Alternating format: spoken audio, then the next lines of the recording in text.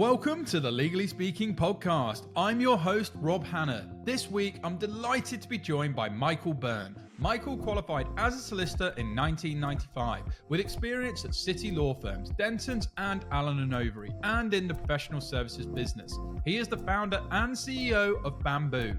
Bamboo is aimed at developing legal services in the UK and owns one of the leading alternative business structures for law firms. Michael also founded Carbon Law Partners, a commercial and private client law firm.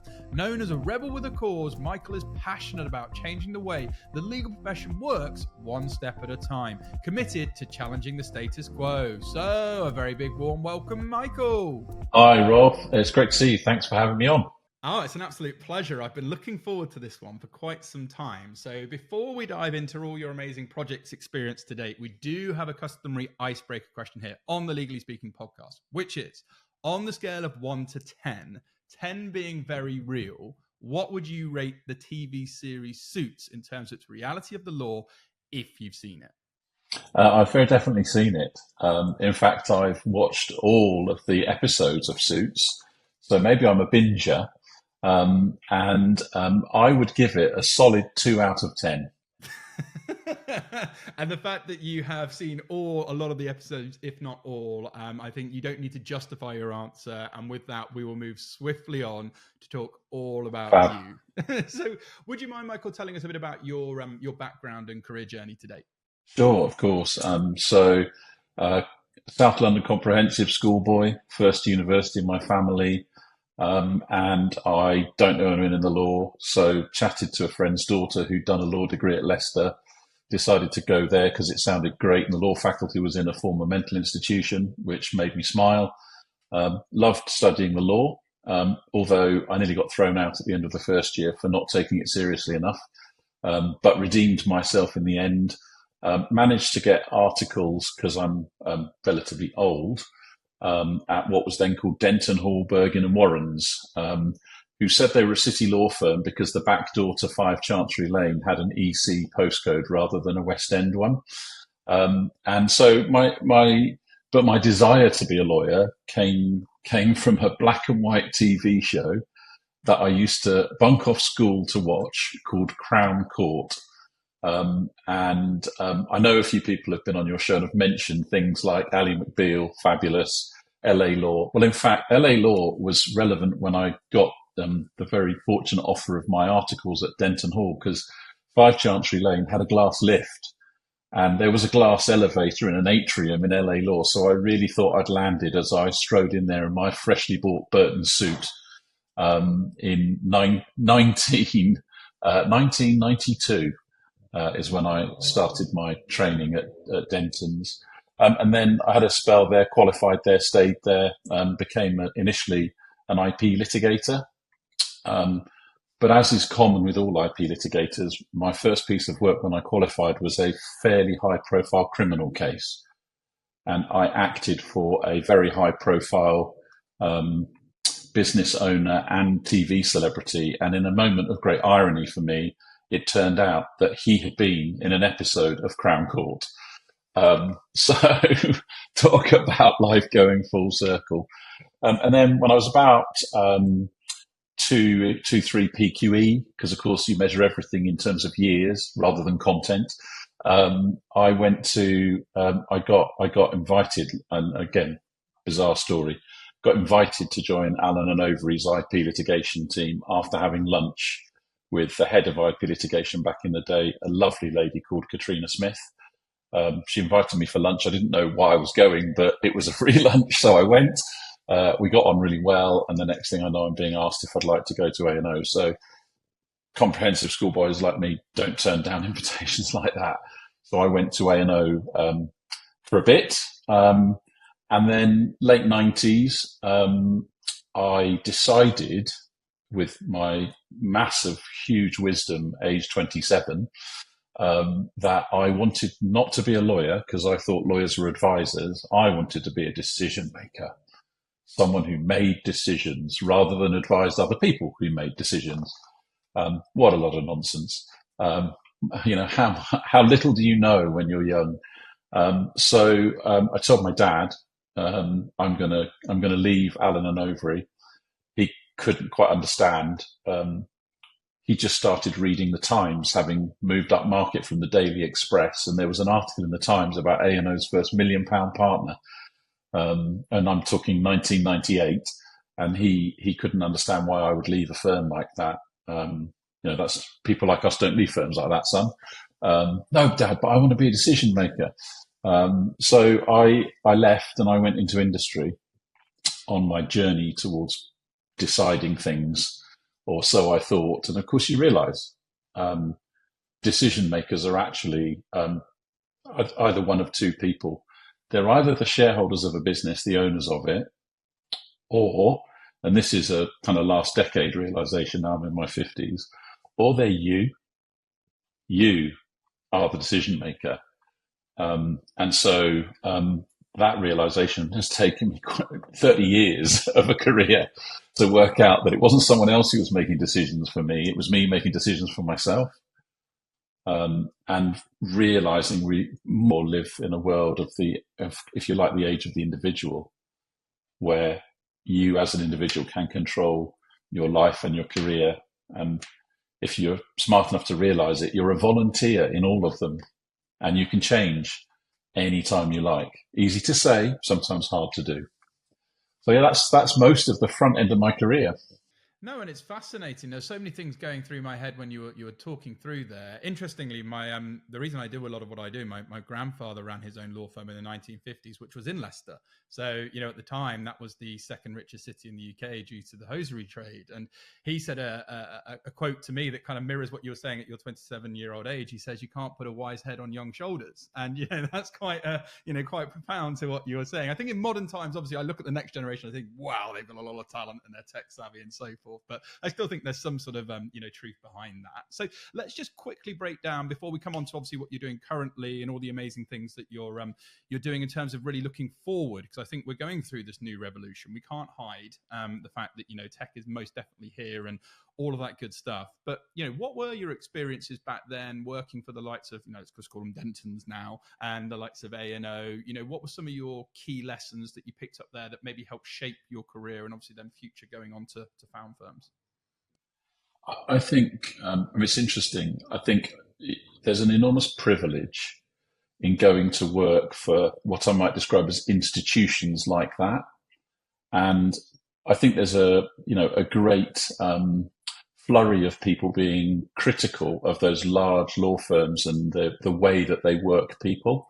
And I would be quite critical today of what it was like for me back in the 90s, and I know others, and there are lots of people out there on LinkedIn and elsewhere saying, and particularly female colleagues would be critical of either the way they were treated or what would happen if they wanted to have a family, the different kind of gender biases that were going on then, and even more so these days.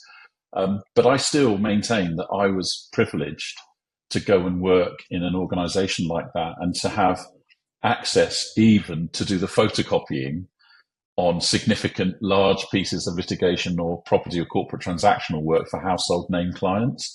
And I got a real buzz out of it. I worked really, really, really hard. But I think in life, if you want to get anywhere, you need to work hard. And you have to remember, I guess going back to what I said earlier, you're a volunteer in that. Nobody made me go to a law firm that expects you to work hard. I chose to go. I could have tried to go somewhere else, and it was a lot easier back in my day to get a training contract than it is today. So I probably have no excuse other than I didn't know anyone in the law, which might give me an excuse. But I could have shopped around for a different type of firm. I didn't. I was happy to go to a prestigious place. I was happy to be paid more than my dad was paid as an article clerk. And I was happy to work for the household name brands. I remember a great piece of advice actually I was given by the recruitment partner, Virginia Glastonbury at Dentons, who recruited me, who I thought was fantastic. One of the great pieces of advice she gave to me is, and to all of us actually, as the intake, no matter how busy and no matter how stressed you are, don't pass your stress on, especially to colleagues who might be legal secretaries, other article clerks, anyone around you. So don't magnify stress by passing it on by the way that you treat others. So I learned loads of great things, and I met loads of great people in Dentons. and had some great opportunities. And then, and then I can see looking back, it was a bit of a straitjacket for someone like me in some ways, but I don't criticize them for that. I take responsibility for my own choice to go there. And I love that. And that's a message I really try to hammer home when it comes to legal careers and thinking about things, having ultimate self-accountability. It's very easy to point the finger and place blame, but I think people who can work towards solutions or actually say, do you know what, I made this decision. Yes, it's not perfect and the environment is, but I'm going to make the change. And, there was that famous quote, isn't it, about pressure is a privilege. And I think there's some sort of truth behind that as well. And I learned recently online, and it stuck with me because I don't believe in the ethos of work-life balance. And someone said to me, don't set goals, set sacrifices you're prepared to make that work for you in terms of what you deem successful, not success in terms of other people. I think that's a really great point. What are you prepared to potentially have to sacrifice to get to where you want to go, whatever success looks like for you, rather than just setting a goal, I want to have earned X, or I want to be partner, or I want to do this, because the reality is there are going to be certain things you may have to miss in order to get there. So I thought that was really interesting insight. Okay, let's get on to Bamboo. I'm super excited about this. Talk us through how you got to founding Bamboo. And would you mind, for people who may not be familiar, telling us more about what Bamboo is? Okay, let's start with what Bamboo is and then work back to why, where does it come from and why. So Bamboo is a platform on which you can either start a law firm, grow an existing law firm, or exit from the law firm that you already own. And we have done all three of those things in our relatively short life. Bamboo is only just over 3 years old. The idea for me is that, and there's a lot of experience that's compressed into perhaps a personal realization that then you think might have legs, and then you test it out with other people and they think it might have legs, and then you build from there. So the kind of compression of the information is the knowledge of what it's like to work in a large city law firm, the experience of going into industry and becoming a client of top 100 law firms, and also interpreting legal advice into business speak, and then realizing that you didn't want to spend the time doing the interpreting. You wanted the law firm to just write it the way that everyone could understand it in the first place. And that happens a lot more now than it did when I first went into industry. It's also the realization that I went into financial services, and in financial services, I saw what you might call a dispersed model working at scale. So my first in-house job was at St. James's Place, the listed wealth manager. And actually, after 2 years as an in-house lawyer and getting a promotion to head of legal, I said to the MD, I don't want to be a lawyer, which wasn't quite career suicide, but I got moved out of the legal function at that point. And I started my journey into learning about how to manage teams and people and parts of businesses. And then I went onto the board of a listed competitor of St. James's Places when I was 31. Little did I know how little I knew, and how difficult that was going to be. So I had a lot of experience of managing at senior level dispersed communities of self-employed people. And actually lots of the characteristics of lawyers, whether they're self-employed or they're not, are that they're quite independent spirits because they're knowledge driven, and very bright. And so there's an element to which those things I learned in those dispersed communities are relevant. I also learned by being a client of top 100 law firms just how miserable lots of the people that worked in them truly were, and how they didn't feel there was a choice. They didn't feel they could have a fulfilling career and a reasonable life, because I agree with you about sacrifice. So if you want to be good at anything, whether it's the 100 meters, flying a plane, or being a lawyer, you will make sacrifices to be the best you can be. And it's human nature to try your best. It's kind of in you. And that's part of the spirit that I love about people, that they've got that pioneering spirit, that try your best sensation. And yes, you make the sacrifices along the way that you choose to make. So if you put all these things together, dispersed financial services businesses at scale, law firm experience in the city, big clients, career ladders, technology. You mash that together in a mashup. Then in my head, what that spewed out was, well, what if you created the back and middle office of a regulated law firm in a market that's quite dysfunctional, where it's hard to start a law firm because you've got to get that PI quote. Equally, many people who want to start law firms and lawyers don't really want to run one. And if you ask most lawyers if they want to run a law firm or do interesting legal work and get paid, they say do interesting legal work and get paid. They don't really want to be the compliance officer. They don't want to choose the systems, but they do want their name over the door sometimes, and they do want freedom. And so these kinds of things all came together into, well, we'll start a model based on the financial services version of sharing fees and self-employment. So first of all, I started Carbon Law Partners to experiment with that model. And then once you've done that and you work out how to run a dispersed community and you work out the tech, and there's lots of working out going on there, then you go, well, why? Well, the natural evolution is to make all of that knowledge and that platform, and there's an overuse of the word platform in today's market, but why don't you use that base, that basis, and allow it to be used for other things? So then you wind forward and you go, well, Bamboo is in effect like a department store for law. It's in effect like a John Lewis's model where we've got a shop, i.e. the infrastructure of a regulated law firm, but we've got Gant alongside Levi's, Estee Lauder alongside Chanel as concessions that are using the same infrastructure, but have their own unique identity, their own culture, their own vision, their own values. So part of what interests me is, in a world where the number of law firms is now falling reasonably rapidly, how do we maintain diversity of ideas and thinking around diversity of culture, around diversity of brands, and not end up with what used to be called back in the noughties Tesco law, where we're all forced down a homogenized route of a supermarket brand. Well, not on the high street and Etsy tell us why we don't all want to buy the same thing from the same place.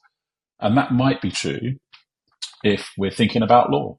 So Bamboo as a platform enables people to start a law firm that's fully regulated, but if you like, a box, a law firm in a box, and they can color it in their own colors with their own culture and values, or to have an existing firm where they don't want to run it anymore, but they don't want to stop. So we'll take that firm on board, or where they just actually want to, well, the phrase I've heard is de-equitize. They'd like to take the value off the table. And sometimes they don't want to stop then either, but they've exited the value, but not exited the firm. And the brands can coexist in that concession in a department store construct. Well, why can't you do that? So that's really what I'm playing with, and the team are playing with as concepts, all mashed together from 30 years experience of wondering if there's a different way to do it, not the way or the only way, just another way. So we can say to frustrated lawyers, you've got choices. Now it's up to you what you do with them. I love everything about that. The sort of, the creative, the entrepreneurial side of me is just sort of saying yes, yes, yes, yes, yes. But I want to kind of quickly go back to a lesson I picked up from you that will hopefully be beneficial to the listeners. You mentioned about the St. James's Place at age 31. Don't take jobs that you know what you're doing. Take jobs where you're going to grow and learn, right? That's the quickest way to stagnate, is to do a lateral move that's not going to challenge you and actually get you out of your comfort zone. Because if you're not growing, you're dying. So I think throughout your career, it's very clear to me that you've taken these roles and had to grow into them and had to get to be up to speed, because you don't want to be the smartest person in the room, because you're ultimately not going to be learning. So I think that was a really great insight. And then everything you've discussed in terms of with Bamboo and how you've arrived at that has just told me that, you look at situations and actually you can turn a negative potentially into a positive. And the reality is, when it comes to things, a friend said to me, nothing changes, nothing changes. Like you say, a lot of law firms in this new revolution will go out of business, particularly in the small to mid-sized market. There is just categorically no way I can't see that happening. That's just a matter of fact. But the fact that you have this offering now, that may not have to be the case for everyone. And there is actually a home, or there's a different way that they can run their firm. I want to dive a little bit deeper on the stress side of things, because we can't also ignore the fact that, there's there is a lot of pressure within the legal profession. There is a bit of a mental health crisis going on. And, you've talked about how Bamboo works with clients to build their own brand and also grow their own law firm brand and also buy their own law firm. But how does Bamboo specifically go about helping reduce the stress and issues of establishing a law firm? Because I think that's an important point. Yeah, that's a great question, Rob, because stress is a very personal thing, isn't it? What stresses you out might not stress me out. And one of the things that's important about Bamboo, and in fact, one of the things that is important to me personally, is that we want to celebrate the individual. We want people to stand out, not fit in. So it's in our mission statement, actually. We say we want to create and develop the conditions for exceptional people to flourish. And being a lawyer, I've given exceptional a definition. Exception is that we are all exceptional. Twins are not the same. One is an exception to the other. So if you are truly you, you can stand out. And if you do that, you will attract and repel exactly the right people. So if I'm me, truly me, you will either like me or you won't like me. And if you don't like me, you don't ever have to see me again or speak to me. And neither do I. And we don't have this friction-based relationship where we can't just say that. And if I'm not really me, you can't tell who you're dealing with. So that's quite stressful, to come back to your specific question. So the first thing is try to work out who you are. And then what we're trying to do is celebrate who you are with you rather than try and make you into something else. So how stressful is it? And I'll be very personal because it's not right to talk about others. How stressful would it be for the comprehensive boy from South London to wander into Denton's in his Burton suit, realise that's not what anyone else is wearing?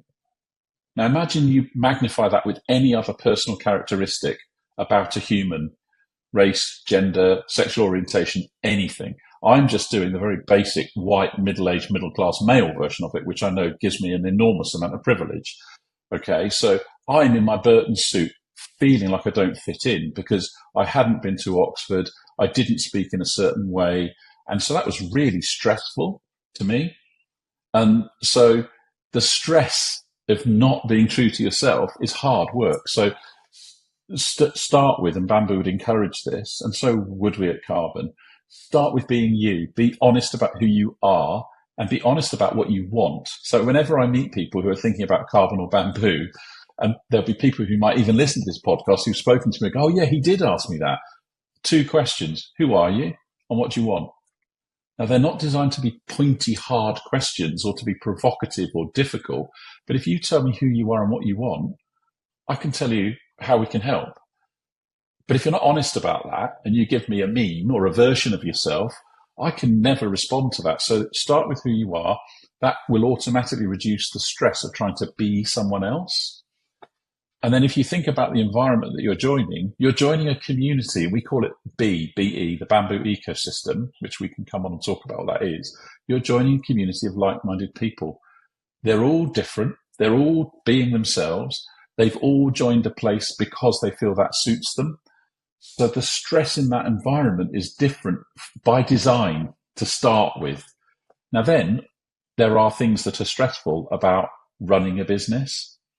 The first one is, I guess, if you're in a regulated law firm situation like we're in, why would you run a regulated law firm and give yourself the stress of being a compliance officer or running client money or picking a practice management system or negotiating a contract with PLC or, oh my goodness me, the annual PR insurance renewal? Why would you give yourself the stress of that if you don't have to? Unless you think you might love working on it and make a positive choice to do that. So there are some people out there who want to start a law firm and they should start their own. You know, there are still people, even though the numbers are falling overall, starting new law firms. And there are some great examples of people who've done it really, really well. And just think of people like Alistair and Shona at Tend Legal. They're really great people who've started their own firm. They've not come on a platform like ours. They don't need it. They've worked out their way of doing it, and they'll be getting support services from maybe people like Hive or using systems like Clio. And they're happy to work on that. And they're happy to spend some of their working time working on that because it's a choice, back to the beginning of our chat, and therefore it's not stressful. There might be hard work and there may be sacrifices, but it's not causing them stress. So I think making the right choice for you is the beginning of managing your own stress. And that's the start and the end of what we then do to wrap around you. We're doing stuff for you that you don't have to do. We're running systems. We're sending invoices to your clients for you. We're collecting the money. We're dealing with the SRA. That's a bunch of stress you don't have to deal with. But there's still the stress then of building your business, building your client base, doing the actual work, the stress the other side might try and put on you if you're in a dispute, or the arm wrestling in a deal. Now, if you find those things stressful, maybe law's not for you, because that's part of it. But if you've been honest about who you are, then you'll know the answer to that question, and we can help you to manage away the stress that you don't need to have if you want to be in law. Yeah, and I love that because, I talk about this a lot in terms of the importance of the workplace embracing authenticity, allowing people to be their true authentic selves and to show up, because that then creates that sense of belonging. And this is good for baseline profit as well. That's the thing. If you allow people to be who they are and flourish and not feel like they're having to come on with a poker face every day, they're not really bringing their full self. Hey, Legal Eagles. Before we dive back in today's episode of the Legally Speaking podcast, here's a quick message from our sponsor, Clio, the cloud-based legal software making solicitors' lives easier. Clio's powerful automation features simplify your work, saving you time on billing, document management, and client communications. Automate repetitive tasks, streamline client intake and onboarding, and keep everything organized all in one place. Enjoy flexible pricing plans starting from just £49 per user per month.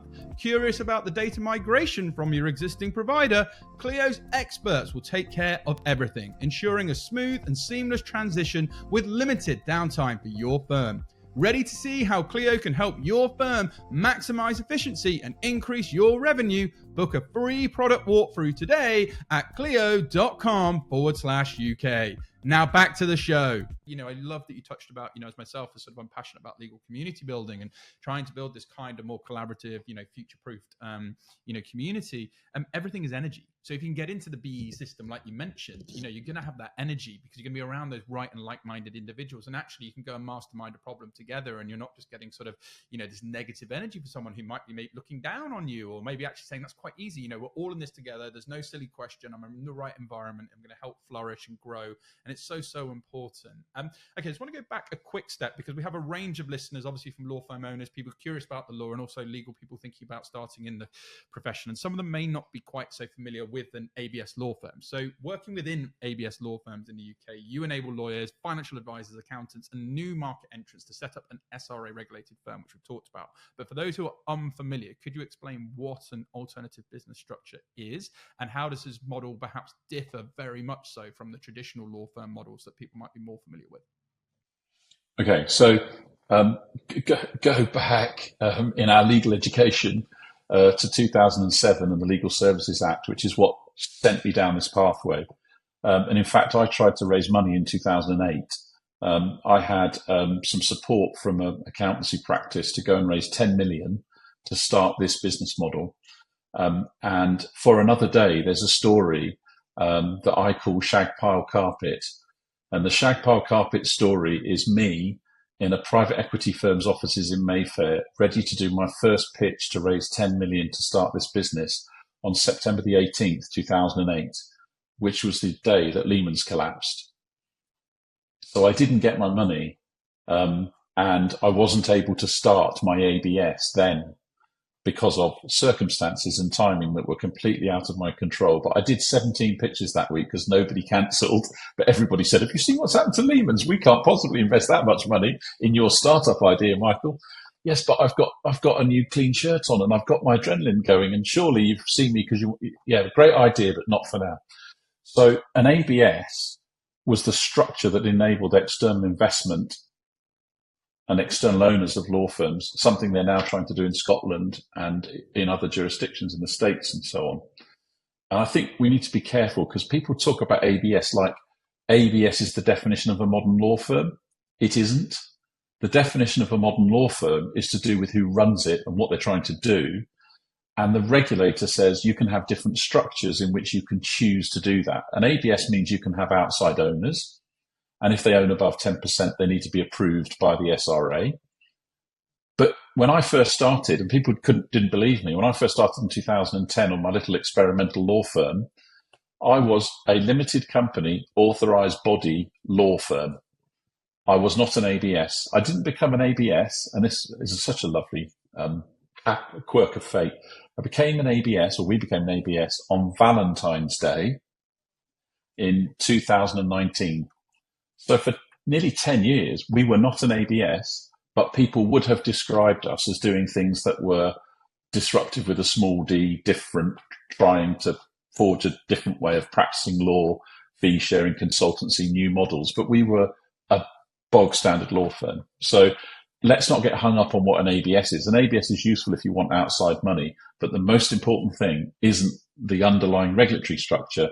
It's the state of mind and the ambition of the people running it. So there are plenty of old style law firm, legal authorized entities doing really innovative things because they've got modern thinking. So that's what I would say about an ABS. It's not the only way to be different. And I love that. And that's a great point because, some firms can change. They're in this traditional environment, but they are looking to adapt, not necessarily all, but you're right because, certain firms will look at this and say, no, we just need to tweak this. We need to tweak that. So it's a really, really good point. What would you say are the key advantages, though, of a platform model like an ABS versus others? And do you think more law firms are going to look to adopt this sort of alternative business structure or not? I think that there's a whole condensing of a market going on, isn't there? So we've got consolidation at play, and people get excited about that. In financial services, I watched 30,000 IFA firms become 5,000 IFA firms in about a decade. So in various ways and on various platforms, I've said, I think we will pretty quickly get to 5,000 law firms from 11,000 at the peak.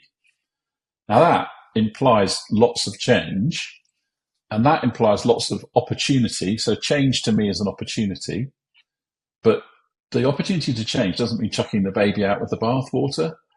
So there are lots of great things about law firms that we should honour, to do with things like, for example, integrity, professionalism, sharing knowledge, those kinds of things.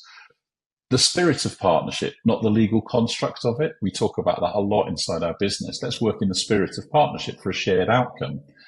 So I think the market dynamics of this dysfunctional market, with the number of law firms falling, some of them dying, quite a lot dying, unfortunately, which I think is, again, could be the subject of a whole discussion. How does that happen? Why does that happen? What can you do about it? How can you make sure it doesn't happen to you? Et cetera, et cetera. And we might touch on that next month. Who knows? And so the idea of the structure comes second to me. It's the business plan that comes first. Who are you serving as a law firm? Who is your client? How will you do it? With what systems and what humans are you going to deliver that? Then what is the right model for you to do that from? So I wouldn't start with the ABS versus limited company versus LLP versus old style partnership first. I'd start with what are you trying to achieve? Classic Franklin Covey, start with the end in mind. Where are you going? Set the course and then work back to, so if we're one of them doing this for those folks, this is what we should be structured like, because we're going to need external investment because we don't have enough of the money ourselves to do what we need to do on day one, week one, year one. But if you don't need that, then why would you structure yourself like that? You might not bother. You might just set up an LLP or a limited company. So I wouldn't put the cart before the horse. I've used about 5 dreadful cliches and metaphors there, haven't I? End in mind, cart before horse.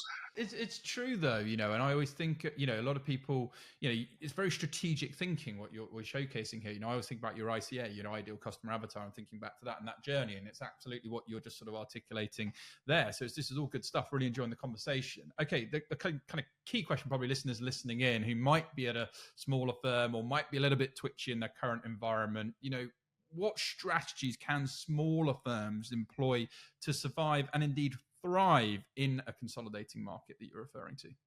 I mean, I've kind of hinted at it. if you don't know who your customer is, I mean, we've got the obligation, and it makes me smile. As regulated law firms, we have to know who our client is. We have to identify and verify who they are, partly to check they're not money laundering crooks. So right at the beginning of a relationship with a client, we do what American law firms call KYC, know your client. Well, what if we did that from the point of view of the business plan? Who is the client we'd like to know? I'd like to work for people like Rob. They're disruptive, entrepreneurial, start and run a range of businesses. Okay, so if that's the kind of avatar or the marketing persona of the client I want, therefore, how do I structure my firm? Work back. So if you don't know that, if you're just being opportunistic and you've got, Mrs. Miggins comes in off the street and you do whatever she asks you to do as a lawyer, you're not differentiated. You can't be a specialist. You don't stand out from the crowd. Trying to be all things to all people is really dangerous as a marketing strategy. So I don't think these are, this is not radical or new. I mean, this is just basic common business sense, I think. But many lawyers will forget that because they're so busy. They're just so busy doing what they do every day that they don't get the opportunity to sort of pause. And I often will say pause and turn around and enjoy the view, see how far you've come, but also decide where you want to go. So if how far you've come means you're doing any kind of legal work that comes through the door and you don't enjoy it, we're back to the theme of our conversation. Make the change you want to see, decide who your customer's going to be, and then tilt yourself towards them. So that's the most important thing. If you don't know who your client is, you really are going to struggle to know how to serve them, what to serve them with, how to develop relationship connection, how to really truly look after them. Yeah. I think if you're reactive, like you gave that scenario of waiting people to come through the door and let them detick rather than be proactive and take those steps, I think that you run a risk there. And I just love the overall mindset and a great point around pause. I always say there's real power in the pause. We live these busy lives. We're going to come on social media in a minute. We see things online. I should be doing this. I should be doing that, or we should be at this stage now. And like you say, I really like that point about take a look at what you've achieved. And actually, I always talk about the small wins. Like, actually, if you can make 1% incremental changes weekly, not necessarily daily, don't put too much pressure on yourself. You'll be amazed what that looks like in a year's time, 2 years' time, 3 years' time. Because as I say, if nothing changes, nothing changes. But if you make these incrementals, you'll see huge differences down the line. Okay, let's talk a quick bit about LinkedIn, because your profile stood out to me, as you know. I think we chatted before. It says a rebel with a cause. So would you mind telling us a bit more of the meaning behind that? Okay, so back in 2016, I was invited to speak at the Do. I didn't realise just what an honour that was and how terrifying it was until I got there on the day I was supposed to speak. And it's a residential weekend on a farm in West Wales. It's really hard to get to, but people come from all over the world. Only 100 tickets, so it's a limited audience. The tickets aren't cheap. And you hear 20 speakers who speak for free about what they've done and are doing. And the idea is to encourage others to have a go. So I had to give a talk at an event like this where there were, people like the guy who founded What Three Words. He spoke the same weekend I spoke with his globally significant idea. And I've got a different way of doing law. So it was a fabulous experience. And the Do lectures is a brilliant concept, a bit like TED, but without the unnecessary polish. It's much more real. It's a real conversation. It's not edited or scripted. So I had to have something to say that would be interesting in a community of people that are change makers. So it just came to me that I was quite rebellious, really, compared to not every lawyer, but lots of lawyers. There aren't lots of lawyers who would be maybe as contrarian as me or as willing to challenge the status quo. And there are more and more all the time, but go back to 2016 where there were less, but still some. So I needed a way of describing myself to people that was easy to remember. And of course, who doesn't want to channel James Dean? So I went for rebel with a cause, and the rebel is I want to challenge the status quo, not for the sake of it, but where I think it could be improved. And the cause is to make a difference in a profession that's been very slow to change, and where I think we can embrace a diversity of ideas. To pick up Matthew Syed, whose book I love, we can pick up the Atomic Habits to change something small each day. So that's really been behind me describing myself like that. And then, of course, the thing I have to do is try and live up to it a bit. But I'm not. Look at me, all right? Middle-aged, male, white. I am not a rebel, really, am I? I've even got my Gantt shirt on and my specky specs and my AirPods. So I suppose I'm a comforting rebel because I'm not too out there now. I just want to ask the question, why? Well, I think you're definitely, everything that I see and what you've articulated with bamboo, and the meaning behind that, I think it stacks up. I love the fact that you're challenging the status quo. I love the fact that you're focusing on not just challenging, but then providing the solution. And, you give some really great insights throughout that I thoroughly enjoyed. I want to talk about one of your articles, a crash course in social media for lawyers, building an effective online presence on the Bamboo blog. You share 7 lessons to conquer social media, choosing your platforms wisely, crafting a captivating bio. I think we just touched on that. Engaging with your audience, showing your personality. Content is king or indeed queen. Hashtags everywhere and network like a pro. Could you tell us more briefly, high level, about some of these more lessons and any tips you would give to others? Yeah, I'm really, really fortunate, Rob. So I've had some great teachers around social media. The wonderful Helen Burne has helped us over the years from time to time. And she really did help me to understand the power of having a social strategy rather than, so being intentional about it rather than accidental. So I used to show up and write about anything, occasionally with no pattern or any standards applied to myself. So Helen really taught us as a business a lot about how to be intentional, how to choose the topics that you want to express an opinion about. Again, back to know your client, know your audience. Who do you want to talk to? So I might want to talk to people who are a bit frustrated about the way law happens, but I might want to talk to people who've got some ideas about diversity and inclusion and what that truly means, not just a tick box exercise, but how to encourage diverse thinking, which is why I really like Matthew Syed's book. It's not just about the quota-driven approach to diversity. It's about having different ideas and where they come from. So what if I wanted to talk to a community about that? So if I know they're my audience, I'm now writing things that are relevant to them. And what I'm trying to do, I think this is the most important thing, is your audience's time is limited. Be respectful, have something interesting to say, and be yourself. So if you do those things, and hashtag this and network that, then great. If you haven't got anything to say, Michael, don't bother. Don't write drivel.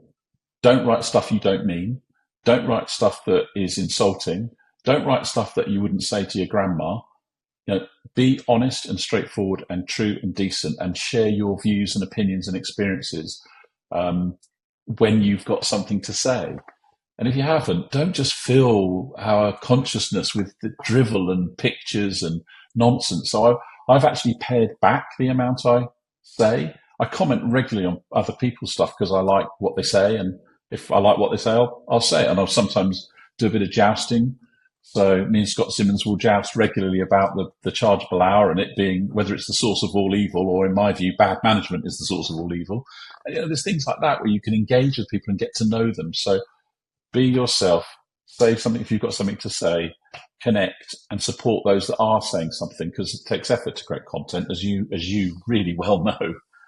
Yeah, a great point. And again, everything starts with a conversation, and having a debate and a conversation is great, right? It's engagement. And as you say, sometimes less is more.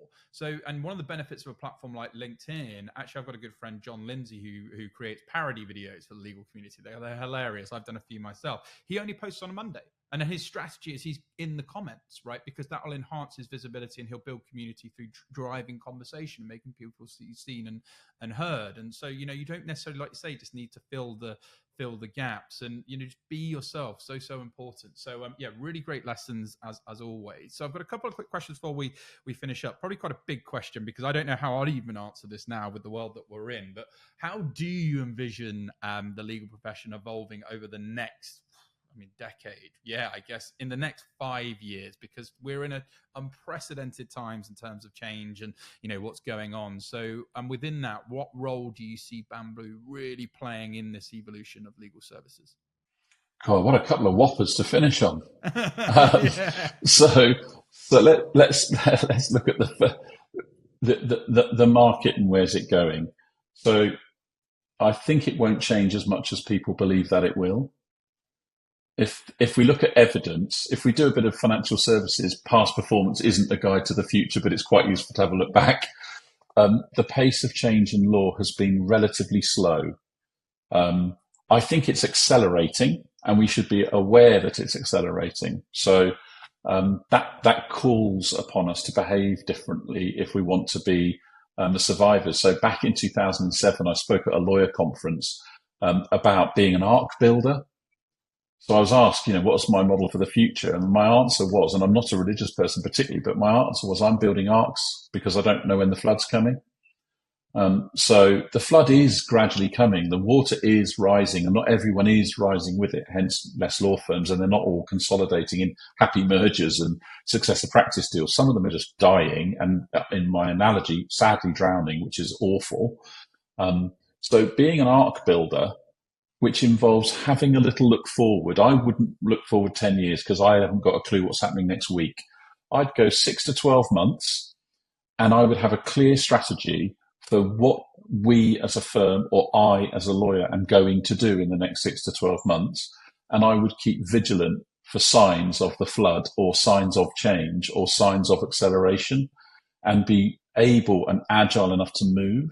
So I talk about Bamboo then. What's Bamboo enabling? Well, think of a super tanker, and maybe let's be unkind to big law firms. I was kind to them at the beginning and privileged to work in them. Let's be a bit unkinder. Let's have the super tanker law firm chugging across the legal ocean.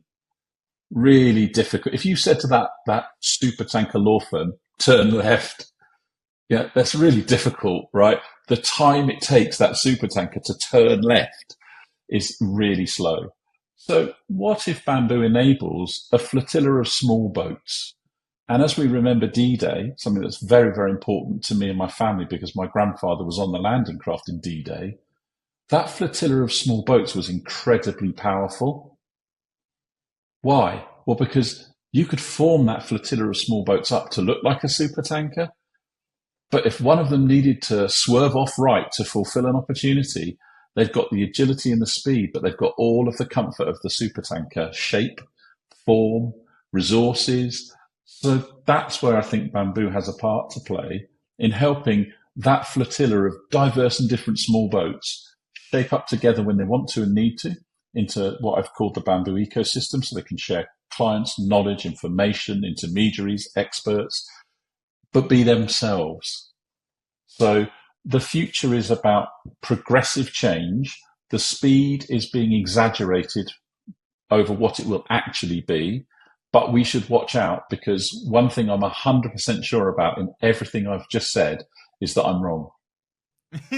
I know I'm wrong. Wow. Because if I was right, I wouldn't be here. I'd have the lottery numbers, wouldn't I? Well, exactly. I'm wrong. But I think it's a guess. And that's all any of us can do in this modern world. But I think you give some really good examples about, I always say, not necessarily exclusively to this, but boutique is beautiful. And what I mean by that is you can be nimble. You can be able to react a lot quicker than some of the larger organizations. You can kind of go with the times a little bit more and be more modern. And we had, before on the show, we had Piers Linney, former Dragon's Den investor and lawyer. And he talks a lot, you mentioned the arts. He talks about the value pyramid and the need for, it doesn't matter if you're a lawyer, a doctor, accountant, whatever you do, if you're not moving up the value pyramid, ultimately technology is going to come in and eat your lunch. And I think it's similar to, like, you give the analogy of the ark and the flood. Unless you're moving up the value pyramid, finding ways that you can meet your clients and future clients where they're at, you're at real risk. So I think there's a really great insight there. And I love that expression. I might steal that, the ark, as well. Okay, one final question, a little bit cheeky, because I know I said a couple, but just again, for the aspiring lawyers listening in, what would be your one piece of advice for them looking to make a significant impact in the legal sector? I really would go back to something I've already said to you, which is be yourself. Because if you are yourself, you will connect to the right people. Of course, you've got to have legal expertise. We take that for granted.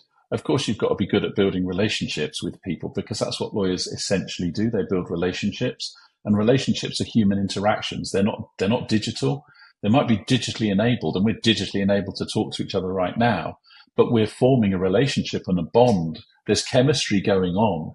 So if you are you give yourself the best chance of the right chemical reactions when you meet people who you could serve. So be you, and don't forget you work in the service sector. Don't get carried away with you being a smarty pants and knowing the law and making it complicated. You are there to serve clients. Do it as yourself and you'll be successful. Yeah, it's such a great point. And I talk a lot about the need for this H2H, this human-to-human revolution in the workplace. It's not B2B, it's not B2C. That's changed because, like you say, you generate this connection and then you build rapport with people and you get those long-lasting relationships, and trust comes from that, referrals come from that, all of these amazing things. Michael, this has been a masterclass start to finish, as I knew it was going to be. So if our listeners want to know more about you, your career, Bamboo Law, where can they go to find out more? Feel free to shout out any websites, any social media handles. We'll also share them with this episode for you too. Best place to find me is on LinkedIn. I'm on LinkedIn, obviously. If you want to know more about Bamboo, you can go to bamboo.law, or you can go to carbonlawpartners.com, and you'll find me and us and our various incarnations and the people that we work with and support and who's in the team and all the stuff that people want to know. They always want to know who's in and who's doing it. So go look at the people pages and you'll see. But I love connecting with people. So if people want to know me a bit more and would like to share their story with me, because I love hearing other people's stories, then come find me. Well, there you have it, folks. Michael, thank you so much once again. It's been an absolute pleasure having you on the Legally Speaking podcast. Wishing you lots of continued success with Bamboo and all your pursuits. But from now, from all of us, over and out. Thank you for listening to this week's episode. If you like the content here, why not check out our world-leading content and collaboration hub, the Legally Speaking Club, over on Discord. Go to our website, www.legallyspeakingpodcast.com, for the link to join our community there. Over and out.